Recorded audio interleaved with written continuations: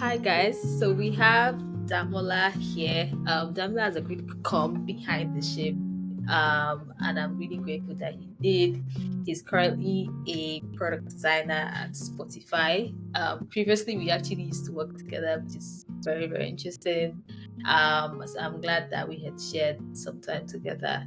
Damola, over to you. Any words before we start? Yeah, I suppose I'm really excited to be here. I don't know if I'm meant to do an intro at this point, but Yeah, you yeah, could. I'm excited. Yeah, exactly. I'm excited to be here. So my name is Damola and I'm a product designer currently at Spotify. And I happen to have worked with Lotta at some point. Must have been like 2-ish years ago, where we worked together at Nestcoin. Before now, you talked about this idea of showing up every day, and by doing so, you eventually find like interesting problems to solve. Now that you've sort of moved from like Eden to Nestcoin to now to Spotify on a more global stage, how does that tie into like your own career growth story? I think to a very large extent, I can say it from like two different, like maybe two or three different angles. The very first one is from the point of view of like finding exactly what you feel like you should be doing, right? And then for me, it was basically I went to uni to study computer science, and then I had like a software engineering background, and I got into design as a result of like just showing up every day, trying to figure out like software engineering problems and trying to make things feel good and make things work at the time. And that sort of like happened as a, like from there, I sort of discovered design or like UI UX design at the time from just trying to get better at my craft at the time to make things look better, right? And that then transitioned me into design where I would say that, oh, I want to learn this stuff, right? And from learning it, I basically like allocated, because I was still in my last year in uni, and I basically allocated like, I think 12 o'clock to 6 o'clock every single day of my life, of my like last couple of years, last couple of months in uni, just doing that, right? So I'll be in class at the back of class and basically like just designing random stuff and just replicating designs and trying stuff out. And I think that is one thing that is very, very understated in like just doing the same thing with maybe like doing the same thing every single day is like the biggest alpha in life. Like it doesn't get better than that. And as time goes on, you sort of like evolve, you find new techniques to things, you understand why people do those things, you understand why things work in the way they do, and you can begin to break those rules. And that's sort of like how my career started. It's just like just showing up. I didn't know what I was doing, but I just showed up. Um, and then as things evolved, I'll talk about the way things are now.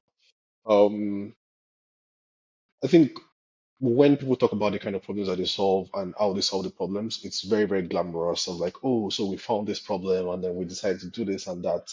And it seems like there's like a very, I mean, Nigeria, Jesus Christ, what's going on?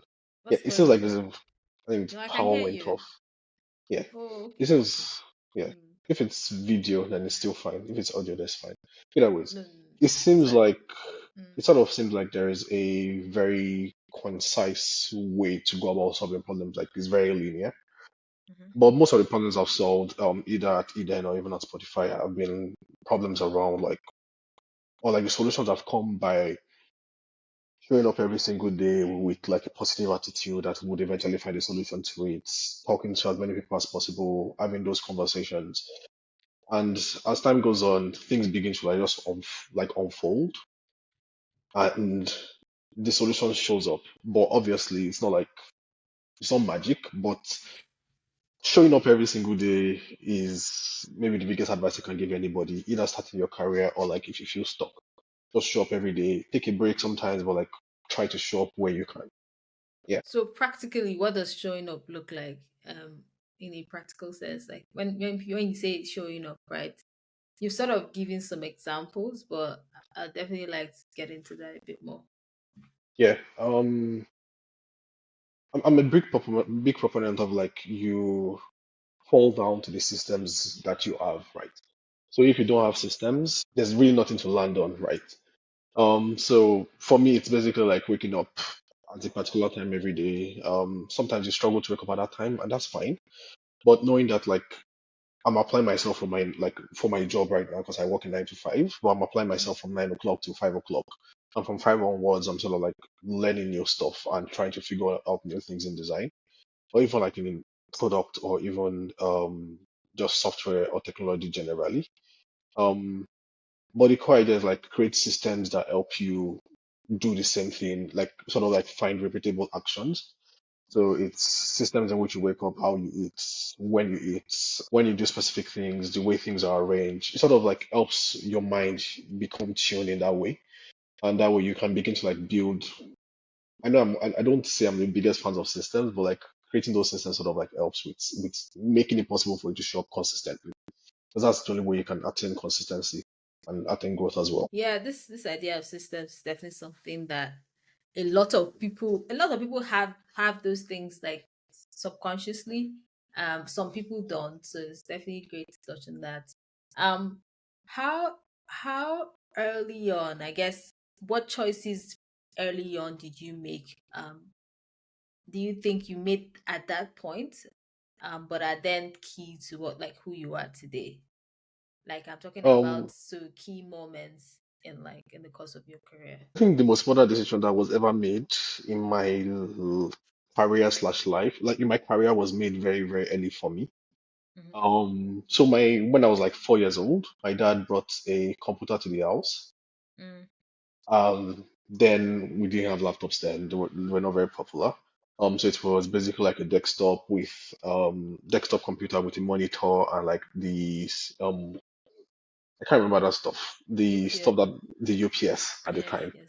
Mm. Yes. And that was it. And that was when my like those decisions were made in my life. I didn't make those decisions, but like Some it was made for me in some sense, exact. right? Uh, And I began like my love for computers started then, and then I began like just wrangling people's phones because there weren't a lot of laptops or computers then. So whenever you mm. leave your phone, you just know that Damola is picking it up and like capturing the head or messing things around there. But yeah, I would say that's where it started. Um, Mm, mm. yeah. So moving on from that point, what was the hardest decision you've had to make? Um, is it career wise or life wise? Because there, I guess I guess anyone you decide to answer, that's fine. If you decide to answer both, that's also fine.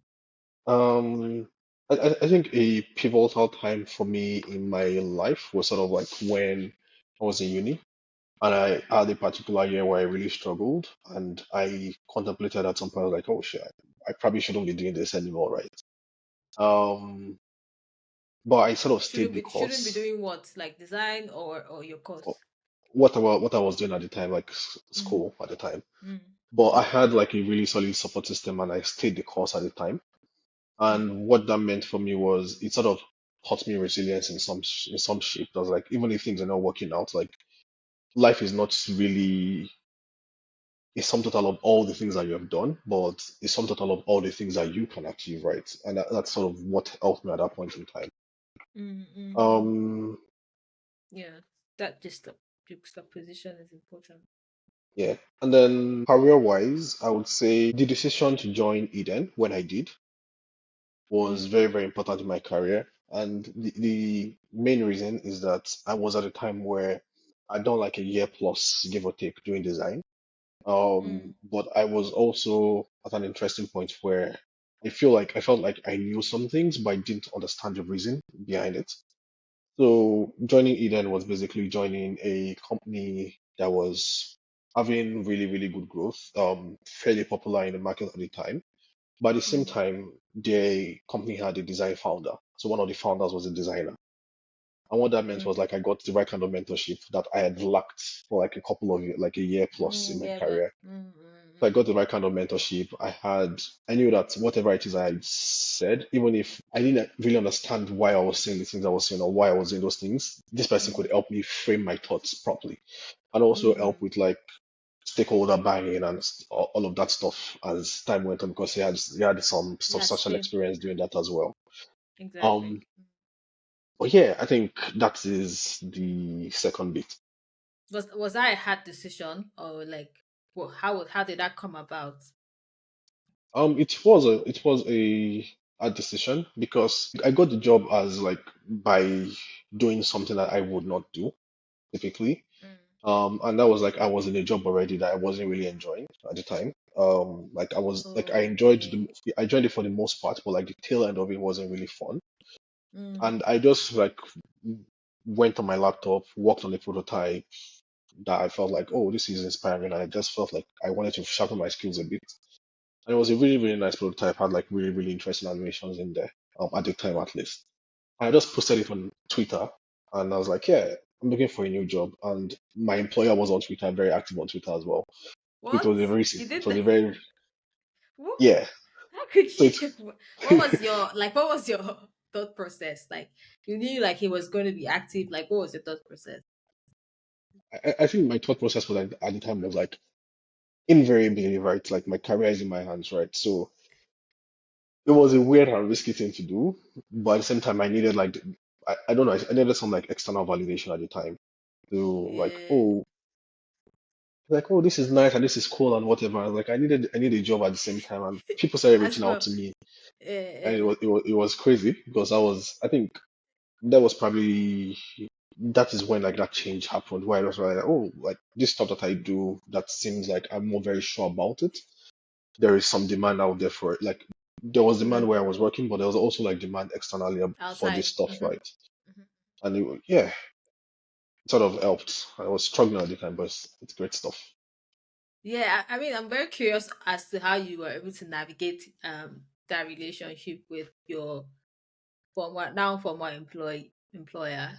How did that look like as after you posted, sending your resignation, all of that? There was really, I think I still worked there for about a month, give or take. Um, there was really no conversation about it. I don't know whether they saw it or not. So it never really came up in conversations. Mm-mm-mm. But the interesting thing is I actually did enjoy working there for the most part, right? Like 80% of the time there, I absolutely enjoyed my time there. There was just like this pockets of time where it was really, really, it was just not very good. This was like really good, and then there were like these pockets of time where like the not very, very interesting parts sort of like outweighed it. But Mm. I think life is like life is a process, right? And then you spend time figuring out what you like, and more often than not, you also figuring out what you don't like. And yeah, there was really nothing. There was no big deal in it. Like it Out of it, flowed. okay. Okay, Yeah. that there's the way you framed it, I thought maybe they had seen it and there was some conversations around that. No, no, no, no, no, Okay. no, not at all. Nice, nice, nice, nice, nice. In terms of the hard part, in terms of like you said, 80% of the time you loved working there. What does the 20% look like? What did 20% look like? Uh, I think I didn't understand it at the time, but with every startup comes like a lot of like unclear directions, and that is the nature of startups more often than not, particularly when you're trying things into a new market. So it was less about like obviously there are things that could have been done better in terms of communication, Okay, cool. that I recognize, but it was also like me not also like understanding really like that was like What my you are. first job out of yeah like it wasn't like Mm, understanding exactly what I was meant to be accomplishing and what success meant for my mm, career at the time. So I think that's where the struggle came. mm. But it's one of the things that comes with being at a startup. It's not foreign at a startup. I think if I could do it again, I would have been like a bit more vocal in terms of what I need. Like, oh, I Mm. need clarity, I need this, I need that. And like I think that would have helped. One of the But lessons that you take away. Mhm. yeah, yeah, the core lesson is like in people will react however they're going to react. So like ask for exactly what you need, right? And Mm. the least that would happen is like if someone's like, no, I don't know what you need, or like I can't help you with what you need. But like if you need clarity, ask for clarity. And nobody knows you need clarity if you don't ask them more often than not, right? What is that one decision that you would make over again? Uh, That's a really tough question. I think the one decision I'll make would be working at Eden again. Pretty much everybody I've met, I speak very highly of the company. I think at the time when I joined, there was a very high saturation of really talented people. So like the bar, I don't know what it's like now because I've not worked there for a while. But the bar Mm, was very, very high in terms of like everybody knew their shit, even though like it was a startup and people were figuring stuff out. And people that mm, like even if people were not very established then, people were like mm, the folks there were willing to learn and ready to learn stuff. Right. mm. So I think that is one decision I would always make again. Like there's like joining Spotify and all of that, which is great. But I wouldn't have been able to join Spotify if I didn't work at Eden at the time. Eden. Yeah, yeah, yeah. So everything is connected in that sense. So how did you know Eden was a great decision for you? Outside of the fact that, everybody wanted to be at the top of their game, and it was also still a startup. Like, what were the things that you saw and recognized to say, okay, this is somewhere I need to be, and I'm not going to take it for granted. Um, I think towards I think when I hit about my like about 9 to 1 year, 9 months to 1 year mark, I did an evaluation of the kind of work I was doing. So Eden is very operational, like at the time was very operations heavy. I assume it is even more operations heavy at the time, right now. Mm, And it's involved like really taking problems and like stripping them down to the bare bones and understanding like the granular details of it. And even understanding if because it also mm, involved like people's actual work. Beyond like the customer facing side, mm, there was like the backend solutions where you were working on people, like you were making other people's work happen, right? mm, mm, And I think when we built that solution, like we launched the first, like there was a version before I joined, but when we launched the 1.0 version, because like a 0.5 version, when we got like the 1.0 version of it, and we got like a lot of the feedback from the folks I was enable like my workers enabling their work at the time. It mm, felt right. It felt like, oh, you made substantial impact.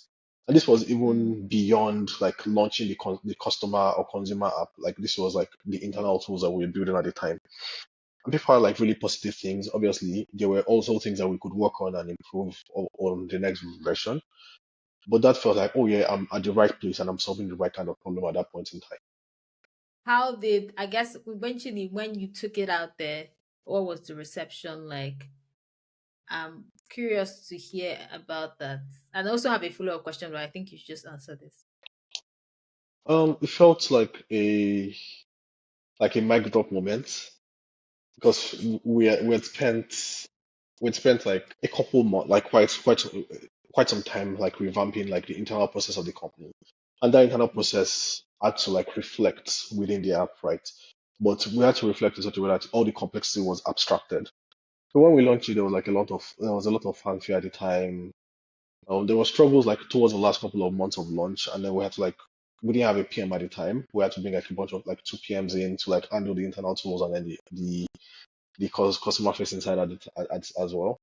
But it was really good. It felt nice. It felt nice seeing our users use the product and complain about the product as well.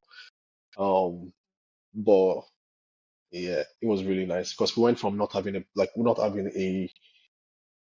coherent product to finally launching something that was coherent across the board. And that meant that we stopped relying heavily on WhatsApp at the time because we used to like have a lot of conversations, WhatsApp and call them with customers, and we stopped relying on that. It felt good. In terms of just internally building that sort of product in that particular like crucial time for Eden, what did the working relationship look like? How are key decisions made? Like, how are you also able to with work with, like you said, you are able to get mentorship from one of the co-founders. How did all of that look like? I think the working decision at the time was there was like a lot of confidence in like you're going to figure out your shit, right? Like you're going to figure, sorry for swearing, you're going to figure out your stuff, right? So people would like obviously you have conversations with your engineers and you try to like sync with them as often as possible. You also have conversations with the folks that you're working with, like because you are basically reflecting their work in the product at the same time. And then it was a lot of conversations with customers as well and customer support because those guys had every single we called them gardeners at the time. I don't know what they call them now, but they had every single piece of information required to make the product successful. So you had to like talk to them, and I would have calls with them, record the calls at the time, and like just really try to extract as much information as possible from them. And they were really helpful because like everybody wanted the product to succeed. But that was the relationship. It was like very, very cross-functional, and even beyond like the regular cross-functional of a tech team or a tech company, because Eden had like a lot of operations folks, so it was cross-functional even down to operations. It's actually really, really interesting in terms of just like owning your work, because you were the sole designer at the time, right? So you owned the entire thing, right? Am I Yeah, correct? initially I was the sole designer. There was like the co-founder was also a designer, so it would typically help where he could, but it was very, very focused on the product, like the product side of things, like understanding what we needed to build and why we needed to build it. Mm, And then I was like just in the trenches with my mm, engineers, like just trying to figure stuff out. And we build something today, and I'd be like, I would design something today, and I would have a call by 8 o'clock the next mm, morning or whatever time it was. And so like, oh, this is great, but like this relies on this and this, so we need to revamp this, or like I don't get how this is meant to work together. And basically would go back mm. again and redesign certain aspects again and then come back again. And it was very, very iterative, like very, very iterative. It wasn't a thing of, oh, we've Interesting. designed, we spend Mm, 1 month designing and then we'll give it to engineers. It was very iterative. mm. So at what point? So is it iterative in just like an isolated space, or did it require you to take the design outside of your faces and show it to other people like engineers? How did that look like? Yeah, it was iterative in the sense that like engineers, like talking to our like the engineers at the time was very important because invariably they're going to build it and we had limited resources. It's crazy that as at the time I was at Eden, we had one CTO, we had I think we had like two front-end engineers or three front-end engineers, and then CTO was only back-end engineer at the time. And no, sorry, two front-end engineers, one mobile engineer, and the CTO at the time. So we had like an engineering team of four, essentially. So we had very limited resources and constraints. There was a lot of constraints, so we had to like have constant conversations so that there's not a long backlog of work, so that you are constantly working and building stuff out so you don't feel overwhelmed. And also so that I don't design a lot of things that really would not fly and would not ship and would try to be as efficient as possible. What are the things that you took out of some of the lessons that you took out of Eden into Spotify? Because I can imagine that there were good lessons. There were like obviously success stories, and there were also things that weren't as successful, and you had to learn and take away from. What do those things look like? Um, I think one of the things I learned at Eden that I like sort of like took to Spotify was speed. Mm, Um, and it's speed of because startup is very, very fast. Spotify is also really fast, but Spotify requires like a lot of like really drilling down into a problem. So I spent a lot of time like just learning speed at Eden, and I sort of took that into Spotify. So typically like prototyping, solving a very granular design problem, just like your brain is just working hyper fast. Because if your brain did not work hyper fast in your previous life, the company was going to die, right? true. Mm-hmm. So yeah, I think that's one of the things I took into Spotify. But it was a really surreal experience at the time. Was it really what? Surreal experience. It was, Surreal. Okay. i- yeah. If I like dive deeper into it, it was sort of like this um big fish small pond moment, moving into like a small fish big pond moment. So I got to a point at Eden where I knew the next problem we're going to solve and how we're going to solve the problem. Like it didn't become very easy, but it became like I understood it, right? And then when I got Spotify, there was X amount of teams working on X amount of problems, and there was the need to communicate with all of these teams and make sure that things were cohesive and things were moving in a similar direction in some sense. Mm. Um, there were hundreds of millions of users. Like going from a couple thousand users to hundreds of millions of users was insane. Um, so it then meant that whatever problem you're solving, if you don't solve it very well, one person would find an edge case in it, right? And when one person finds an edge case in it, the person is going to shout. Like not shout at you, but going to like really scream out like, "Oh, why does this stuff not work this way?" And it's like, yeah, you have to like really, really see everything end to end and really understand the entire process and really like build everything within like the constraints that you have, but also make sure like you account for all the edge cases possible and every single part of the product. So I guess talk to me a little bit about just how you were able to move from Eden to Spotify. Like at the point when you knew that, okay, I think I have I have I have I have sort of done everything I needed to do at Eden and it's time for me to leave. And what were the options that you were thinking about? And why did you eventually decide Spotify? Or was that a decision that you consciously made even? Yeah, so when I left Eden, it was around um I think I'd gotten to that point where I felt like I needed a new problem to solve to an extent. And then I worked on Nescoin right after. So I didn't like just go to Spotify. So I worked on Nescoin right after. Sure, I forgot And it was about an that. int and it was Nescoin was interesting because it was also a startup. Like at the time, but like with really, really solid founders that had done stuff at different companies of like fairly larger scale at the time, fairly larger than Eden at the time. Um, so I think that was a great experience. We tried to like build a bunch of products, and then before I think some of the products I worked on launched, but before like the other thing I worked on launched, I then moved. I decided like I needed to start looking at a new role. But the interesting thing is I joined Nescoin as a contractor initially, because I was trying to like take some downtime for myself. But I then realized that like I didn't know how to not work. So I was basically doing full time on a contractor But on a salary. contract story. Yes, so No, I that needs to basically, change. yeah. So I basically like I was like, yeah, you know what, I'm doing full time at this point in time. That's all I get paid full time Do you get? for it. Um, but yeah, That's so funny. Yeah. Yeah, that's quite interesting. So I guess touch a little bit about just moving to Spotify. How did that opportunity come about and why you decided to take it? And yeah. how was it easy to even go through all of that process? So when I left Eden, I had like this downtime where I was like constantly applying for jobs.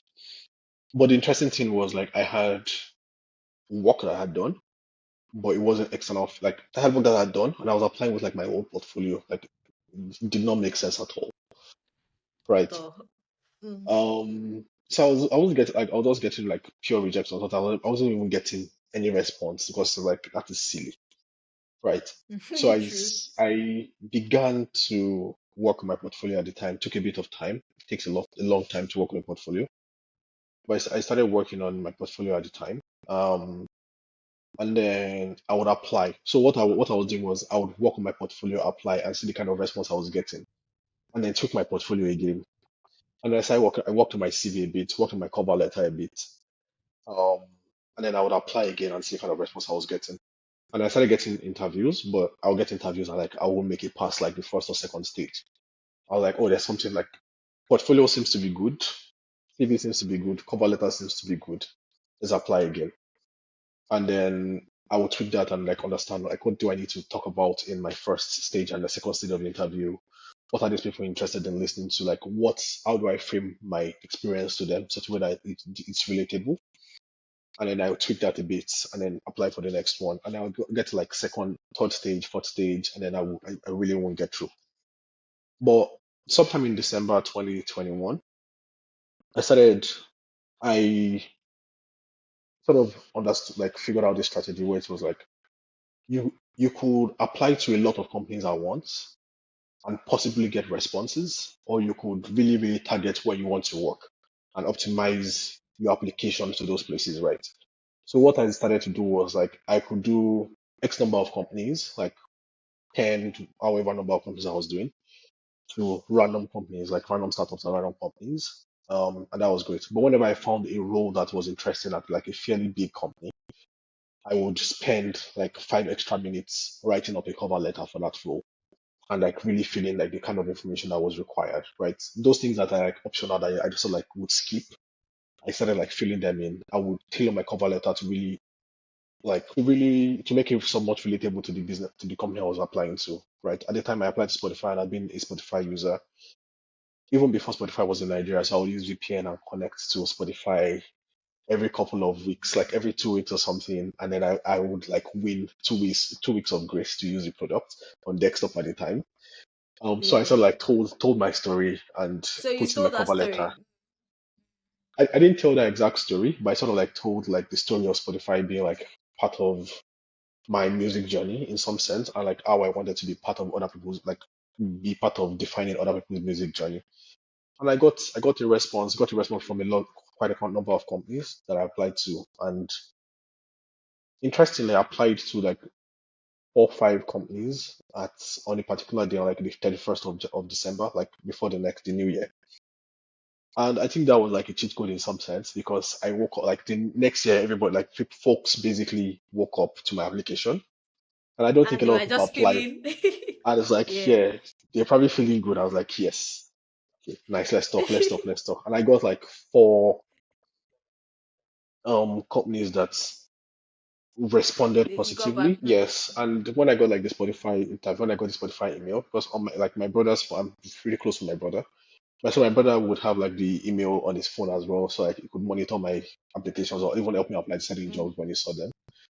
I shouted in my room, he shouted in his room. I was like, it's like Oh my so we got at the same god. time. That's so So I think crazy, to be honest. That's very crazy. yeah. So I think that was like a long-winded way of getting to like how the application happened before like the whole application process and the interview process, which was quite interesting as well. For some reason, I had a version of this. I feel like I've heard a version of this story, or like I don't know if I asked or I don't know. I felt like maybe someone like refer. It was sort of like a referral thing going on. I don't know if it was I asked you or like I just heard that. I guess. Probably so. Clearly, that's like something I had dreamt up. But I haven't heard the story at all. Thanks for sharing. Can you hear me? Yeah, I can hear you. Yeah, yeah. I said thanks for sharing. I don't think I've heard this story at all, actually, or I have a wrong version of it. But yeah, thanks for sharing that. I guess what was the in terms of all the other companies that you were also like applying to, like you said, 4 of them that you heard back from. What did going through all of them feel like, and how were you? I guess which of them were you most so leaning towards? Yeah. Um, I think I was in 4 interview processes in tandem. And what that meant was I knew that I wanted to work at Spotify, right? Mm. And so what I did was whenever I was in like the first stage of a company, I would do the first stage of every other company first so that I could like prep myself for like the Spotify interview. Okay, so you do And then Spotify last. last for every single one, Oh, okay, okay. For for every every single single one. stage Wow. because Okay. Yeah. I was basically scaling everyone, but I was like using it to like really, really train myself and like prep myself properly. And then when I was like Mm. doing my portfolio presentation, I'd done because the interesting about portfolio presentation is like once you've done like the full presentation at first, you can basically use it for 1,000,001 companies because it's the same story you're telling, right? Yes. Um, so I'll do my portfolio presentation for this company, and this company, and then I'll do Spotify last. That way I felt a bit more confident. It's something I'd Confidence not in done your I'd story. not Mm-hmm. exactly something I'd not done Mm-hmm. before. So I felt a bit more confident and like I could tell that story again. And then I'll do the next thing and the next thing and the next thing again. I think at the end of the day I got about 4 offers um from all of the companies. I think um and then the fifth one came with an offer after I'd accepted like Spotify's offer. way, way, way. Um, Yeah. but yeah, it was. I think there were specific decisions that I made that made it possible for me to eventually get to the end goal. I think invariably I'd have gotten one of them, but I really wanted to work at this place, so I needed to like be very smart about how I went about it. Um, not to be like a mean or wicked person, but I'd gotten enough rejections to really understand like my career is in my hands, right? So I really need to do what is best for myself. And then when you Yeah, work yeah. at the Why would company, you that be also need to mean? do, no, like Like, some folks is also like, oh, like that's selfish and stuff, right? But like when you oh, get enough okay. rejections from companies, you just realize that like companies are going to do what's best for them. So you really need to do what's best for you. Mm-hmm. But at the same time, Mm-hmm.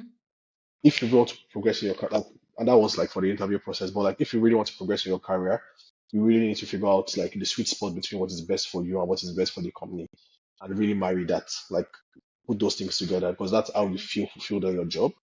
But at the Yeah. same time, that's how you get like the kind of career growth that you're also looking for. In terms of, like just portfolio presentation, um, how are you able to? I guess first of all, like I know your portfolio is on Notion, right? Is that the one? Because I think I've seen something on Notion Yes, when I at was the trying time I to applied look with a Notion with for your a intro. yeah, I applied with a Notion portfolio at the time, which is Yeah. Okay. crazy. I didn't Mm. expect to get a response, So but that's what you I that's structured it what like a you website. did your portfolio presentation with. Sorry. With, With okay, okay, okay. yeah, Yes, so I I applied have. to the jobs with my Notion portfolio at the time. Um, but my portfolio presentation was basically taking a two projects that I had worked on that were in my Mm, portfolio, and then because you mm, can't put all the details in your portfolio, it gets boring after some time, it gets too long, right? mm. So I basically did an actual presentation um Slide. Mm-hmm. yeah, slides on Figma at the time Mm, before they did Fig mm, slides or Figma slides or whatever it is they're doing mm, now. So I did that on mm, Figma, and then I sort of like broke down the problem, broke down like the contributors, went through the full process. You try to go through the full mm. process on your And portfolio, then, but you really can't because it's too much to give to people at once. But we'll go through it step by step. I like ask questions, get responses, and all of that stuff. Yeah, nice, nice, nice, nice, nice, nice, nice. yeah. I Some guess something to note. what. Mm-hmm. Sorry, is that doing your portfolio presentation in your direct portfolio is a terrible idea. Reason is that you can't tailor the conversation because it's your story to tell. You need to be able to tailor the conversation, right? So try to do it in a pre-created, predefined flow of things. Um, that way you're not going up and down. It's like, oh, Yeah, up and Where down, is this and it's stuff, hard right? to follow. Exactly, and it's hard to It's follow. hard But to like when follow. you're telling stories and you put visuals and you put like the conversation and everything, it makes it easier for you to tell the story. It also makes it easier for like the people to like follow your story and relate to what you're saying. So yeah. Mm, mm, mm. You mentioned experiences at Eden that stressed you and forced you to reevaluate your limits as a designer. Just sort of go through that again. Okay, I think I can give a bit more details. So to give a bit of context, Eden is at the time was a company that helped with cleaning, laundry, and meals on a subscription. You pay once a month and then you get it depending on like your plan, right? And So, what that came with was anybody that's like done any operations or asset heavy business knows that getting people to do exactly what they need to do can be difficult. Getting food to somebody in Lagos, I think Chowdeck is doing some amazing work now, but like getting food from point A to point B in Lagos is very hard, or was very hard at the time. It's still very hard, but some people are like solving it really well, right? It's very, very hard, right? So what that meant for me when I was working at Eden was like really figuring out who I needed to talk to. Understanding that like my work as a designer is not like just sitting down isolated and like letting information come to me. Was like really going to search for that information and talking to the right people. Was also understanding like in as much as I talk to those people, I still need to like do my hands-on work as a designer, right? And that really stretched me because like you would end the day and you'd be very, very tired. Um, but it was fulfilling work as well. Um, On the flip side as well is that it meant that the part of design where I wasn't very comfortable with, that because of like how little experience I had at the time, I had to get comfortable with it. There was no brand designer at the time, at least when I joined, so I wasn't really doing any brand work, but I had to define the visual identity of Eden, even if it was a bit like all over the place at the time, but it wasn't so all over the place that you could not recognize it then. I think they've done like some like rebranding right now. So like I had to like touch every single part of the design work, the things I wasn't comfortable with, even if I wasn't doing it great, even if I wasn't great at it, I did it well enough. So I sort of like defined the early colors that Eden was using, defined colors for each service, which was like so we had like green for food and then a different color for laundry and a different color for cleaning, so that whenever you got on the app, because there's a lot of information for you, you were not overloaded. Like even if you're overloaded, you could make a distinction of like, this is what I'm looking at, and this is what I'm looking at this point in time. Um, Decisions like um how we did onboarding, understanding like use because of the nature of the product, we needed to show be as visual as possible because there was a lot of information to fill in. So if you're filling a lot of information over like 4 or 5 forms, like different pages of forms, it's stressful for you, right? So it was deciding on like where do we put this? Do we need this to really fully onboard the user? How fast can we get money from the user, right? So it's like instead of doing 6 forms to get you fully onboarded, we'll do 2 or 3 forms, 2 or 3 pages to get you to a point of payment where you understand what you're paying for and you're willing to pay for it. And then all the extra information that we needed to like really, really serve you comes as an aftermath, right? Like things like where we're going to deliver to you and all of that stuff came as an aftermath because you've paid already, so you are inclined to fill in the information, right? True. And it was all these strategic decisions that needed to be made, and it's involved like I can't recall every single detail because it's been quite a while, but it was all these strategic decisions that needed to be made to really understand, like, to really like build out the product and really make sure you're serving our customers really well. Those were the things that really stretched me as a designer. Yeah. Um, Nice. Nice for sharing that. You shared with me about your opinion about the best way to do stuff is by doing it. First of all, you can do it poorly, and then you can learn from your mistake and get better. What experience shapes this viewpoint? I think it's less about experience and more about like the way I learned. Um, so when I started learning, like I'm not the best designer in the world right now. I don't know if there's anything called the best designer in the world, but I'm a better designer today than I was 6 months ago, than I was 2 years ago, right? And I'm a better like product person than I was. Um, I think it's very easy to spend time strategizing on, oh, how do I learn? What technique can I use to learn? What's the best tutorial to learn with, or like the best course to learn with, right?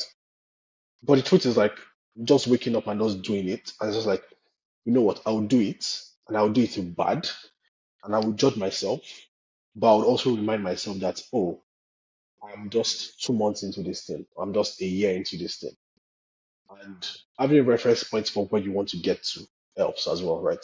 But it's very easy to like spend your time strategizing and thinking of like how to do stuff when Of actually somebody doing that's it. just doing Mhm. stuff would make way more progress than you that is just thinking of doing it. Yeah.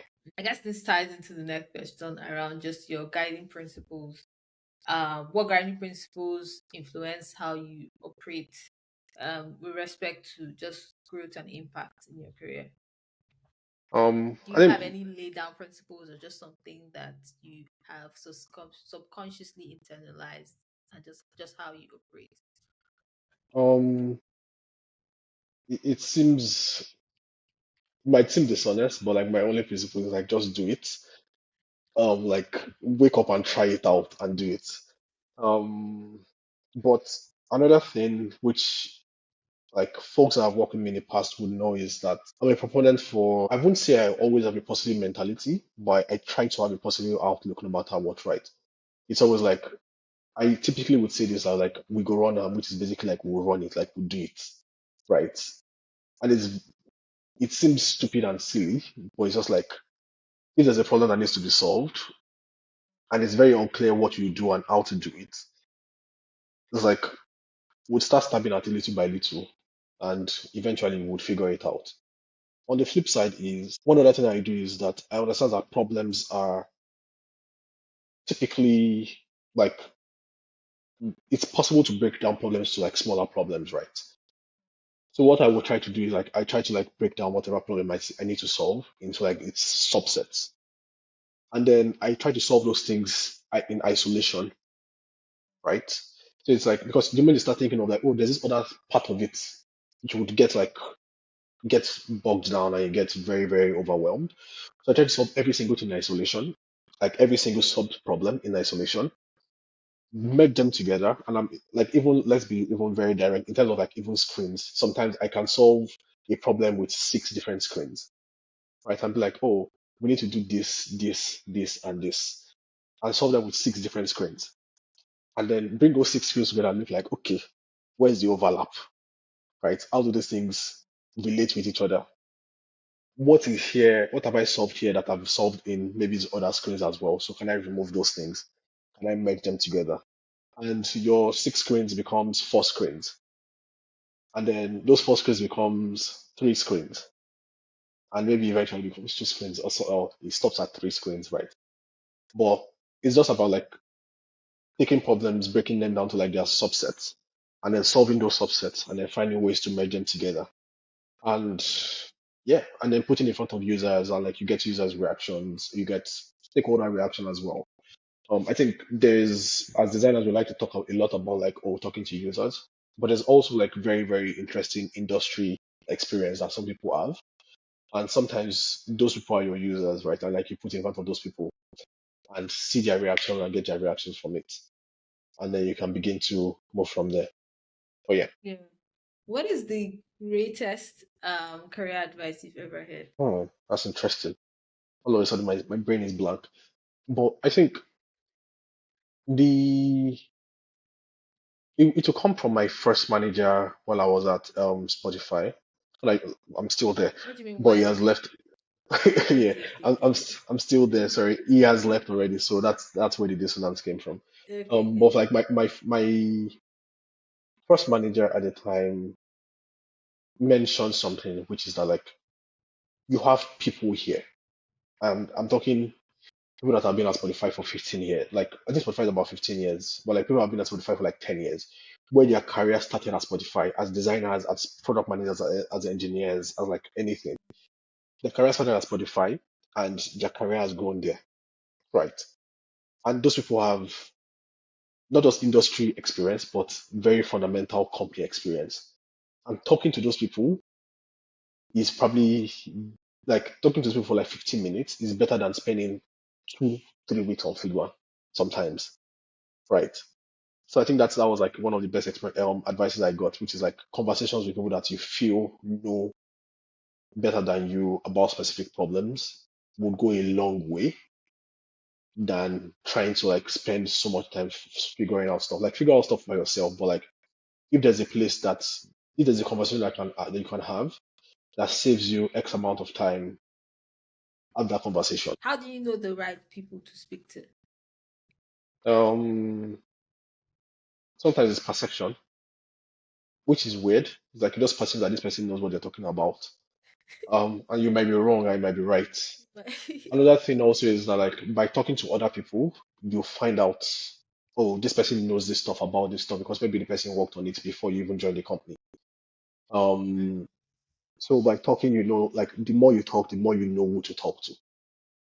Um, because you then ask, oh, you ask this person, like, oh, I have this problem I'm trying to solve, or I have this thing I'm trying to figure out. And the person is just like, oh, this person had done it months ago or X years ago, or this person is doing something similar. Talk to them, and you find out, like you find that stuff there, and it works the same way as well. Like people like reach out to you, like, oh, I know you worked on this product like last year. what did you guys think about this stuff? I'm like, yeah, we talked about it, but we didn't build it because of these reasons. But like this is the Figma file where I explored it. You can use it as like a base point for your own work as well. And it's like that balance. From a small startup, in Nigeria to Spotify, and you're operating people that are operating in one of the biggest global stages, right? What are the things that you've had to deal with, and how did you eventually navigate those things? I think one of the first things was my first month or two, my first 2 months. Mm. I was like, what am I doing here? Like I reached out to somebody on the team. I was like, I don't know what I'm doing. Like I don't know what I'm meant to be doing. Someone on Spotify. On the team as well, yes. Mm-hmm. I was like, I don't know what I'm meant to be doing. Not like it wasn't clear what I was meant to be doing, but I Mm-hmm. was just so confused. Like because the onboarding was comprehensive, but I Mm-hmm. also felt overwhelmed, like just by Mm-hmm. the sheer scale of things. Mm-hmm. But I think that was one of the changes, like that really shook me at the time. But I was able to figure it out. Person like talked me down. It's like, oh, I've also been here for like X amount of months, but like as time goes on, it begins to make sense to you. You understand what you're doing even more. Mm-hmm. Um, and at the same time, at that time, I also like switched, like I relocated. So I basically like moved companies and moved countries at the same time. Mm-hmm. So A it lot was an to. interesting one. It was a lot to process at once, right? So there wasn't enough buffer. And at the time also I moved into like a temporary apartment for like a month. So I also had to look for a new place to stay. Mm-hmm. And it was just a lot of stuff to handle at once. But yeah, by I think by talking to people, I was able to like eventually figure it out and um find sol- find Find your footing. find solution, find my first eventually. Yeah. Mm-hmm. Um, I guess has it how have the way that you used to work before changed over time, right? So, like you said, in your first 2 months, and now you've been at Spotify for how many years? I guess 2 years, close to 2 years now. Um, Yeah. what has changed in the way that you operate? Um, the way I operate now is that like I'm not precious about my work anymore. And not Um, precious. What do you mean? by saying I'm not precious about my work is that when I first joined, I was a bit conscious. I was like, oh, what if I show someone this stuff and the person is like, oh, this is bad. But I found out like people are just nice, right? And even if it's not great, the person will give you pointers on how to make it better, Mm, right? So I became less precious about my work mm, because like the first couple of months when I joined, I was like very conservative about how I share and when I share. But now it's just like I can work on something today and I like send it to my PM or send it to anybody like, oh, like this is the what I'm next working day. on. This Mm, I've not figured this stuff out fully, but this is the direction I'm moving in, and it saves you a lot of time if you're moving in the wrong direction or if there's some other direction you should be exploring. Um, mm, but yeah, I've learned like while I was at Eden, I used to share work fairly early. But mm. when I joined Spotify at first, like the first couple of months, I was a bit conscious. But now it's like what's the worst that would happen? It's not great. It will get great. That's a great way to start. Yeah, that's lovely. You've definitely grown like 10x since you've come to this place with the like larger. You're dealing with larger scale. You're dealing with an international working environment. There's just a lot to deal with, and you definitely grown and stretch yourselves as much as you can. What do you think is the next challenge for you, or even if it involves Spotify, or even if it involves something outside of Spotify? What is that next thing that you're looking forward to? I think the next thing that I'm looking forward, I won't say looking forward to, but maybe I guess looking forward to is really figuring out like the right way that I can impact other people's careers, like positively in some sense, right? Um, so I'm sort of like, what is the next step, right?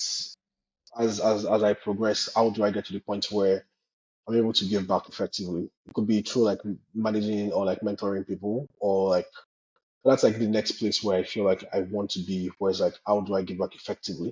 I've tried it in the past, but I've not been able to do it effectively. But how do I do it effectively while also doing my regular like 9 to 5 like my regular like work. And I think the interesting thing that I never looked at is like I feel very nice, happy whenever I like help somebody solve a problem or help somebody break a barrier that they have in their career. So an interesting thing is like maybe the best thing, like the next step over the next couple of years, is thinking of how can I make that part of my day-to-day work, right? So that it doesn't feel like, oh, I have to allocate time after work to do this, and it feels a bit stressful. It's like while I'm working, I'm also doing that stuff, right? So I think that's one of the things I'm sort of like looking forward to and looking to grow into as well. But yeah, how do you discover impactful work and how to do those impactful work within a company like as big as Spotify? Um, I think there is a very, very clear way to define impact at Spotify. Or at least guess what is impactful at Spotify. We have what we call bets within the company. Like every large company has like bets, which is basically a set of things that is like if we bet on this thing, it should yield this outcome, right? So it's about like first finding the bets that the company is working on. It helps you like know what is important for the business, and then finding how your work ties into that bet, like into those things, right? And then if you're able to solve like those problems and being able to like tie the work in effectively, you then begin like you can see clear impact, like beyond like the impact on the users that are using it. People internally also recognize the kind of work that you're doing. Um, and that sort of like helps like with building like that rapport of like, oh, this person is making impactful work and like, deserves XYZ thing. But yeah. I think this is we're sort of wrapped up right now. This is probably one of my shortest calls, interview calls, actually, just by a few seconds, to be honest. I'm glad we did this, and